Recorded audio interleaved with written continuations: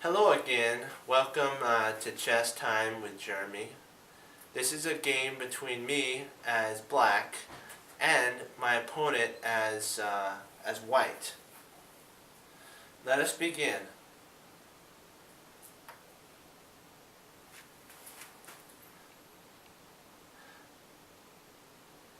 One second. I gotta get this correct. I apologize. It is me actually as white and my opponent as black. Let us begin. We do the Bobby Fischer's favorite opening. My opponent is trying to go into the Sicilian defense, or somewhat of the Caracan. It all depends upon where he wants to go. This is an open move. It could go Sicilian or Caracan. So it doesn't always have to be the Sicilian when you push the pawn like this. So remember that. And I take.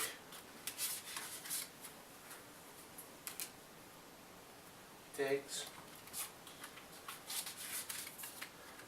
See, what he did was my opponent H I took on with my king pawn, which now he has two pawns in the center, but he also has a weak thing that I can bring my bishop to b5 and attack his king. So he traded a little bit.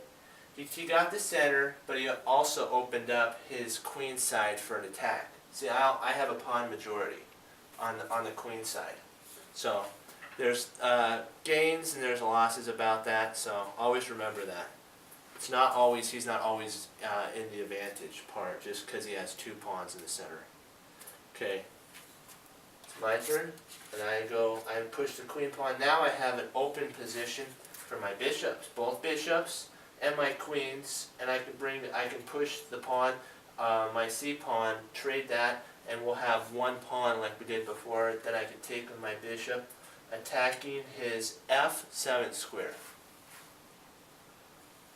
He protects that with his king pawn to e6. I bring my bishop out, like I said, check, why not? He weakened his c pawn, remember that?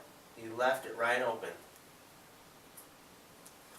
He brings his bishop to d7, blocking my check. I bring my knight to c3. I don't want to take, because if I take, he can bring his knight out. Development. And now I'll develop. If he takes, I can bring a knight right here, and later on I can bring my bishop to protect the knight and check, and maybe even fork the queen. So remember, develop. Don't worry always about taking if you're in check. Make sure you have a defender though. Then he brings his knight out, he's developing. He's not worried about this because he actually wants me to take so he can bring his knight to d7 and get centralization with his knight.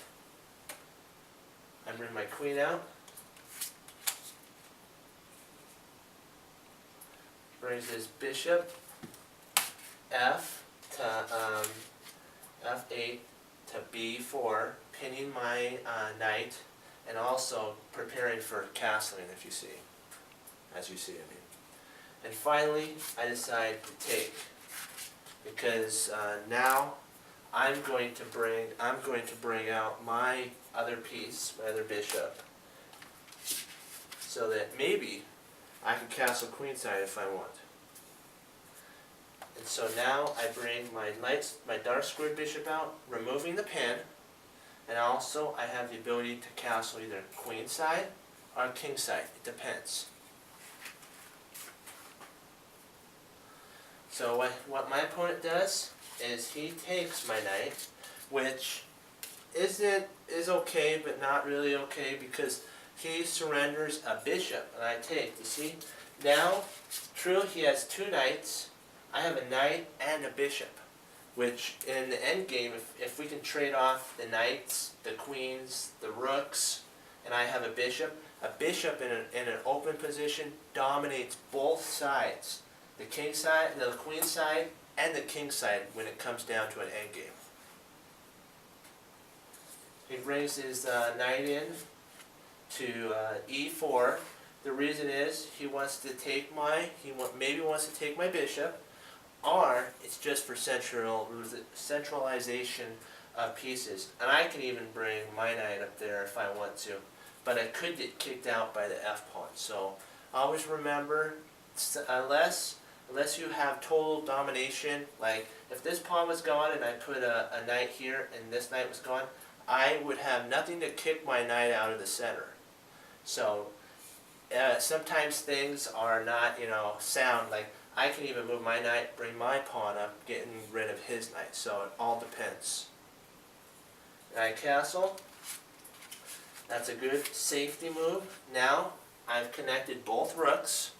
We're ready for the middle to attack. He takes my bishop, thinking that if he doubles my pawns, that it would be a weakness. But I actually say to myself, I'm not going to double my pawns because I have a pawn majority on the queen side. I'm going to take with my queen. So I do queen takes knight, and then also I'm taking the half open file.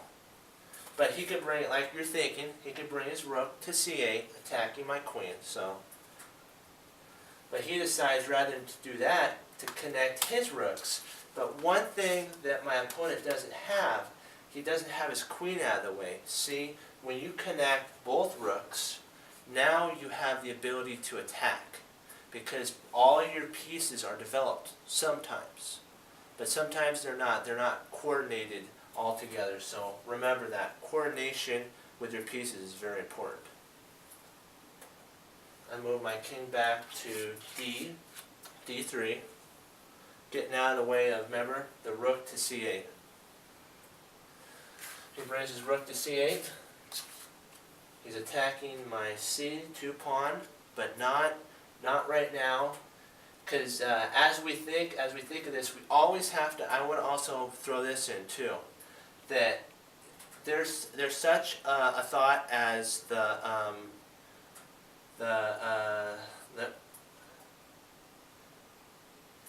that there's always drawbacks. There's always drawbacks to moves. Like when he moved, he left behind the protection of his a pawn, a7 pawn, which I can bring a bishop, but I don't have a bishop. Let's say I did have a bishop, I can bring a bishop to attack the a7 pawn.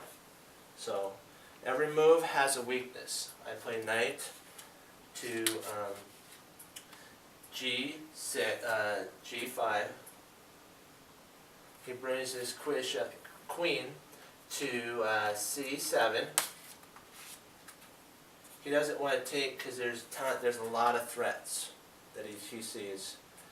But actually it would have been better for him to have taken.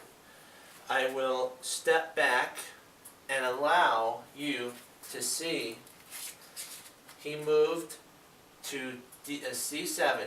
I'm going to leave it here, and I'll have you remember the queen moves there. Now there's mate 2. You see it? Right. Queen to C2. That was a blunder, a double question mark. And let's see, do you see the other move that ends the game? Of course you do. You're very smart. Queen takes H7, checkmate. And that is how the game ends between Bags and H. Thank you, and God bless.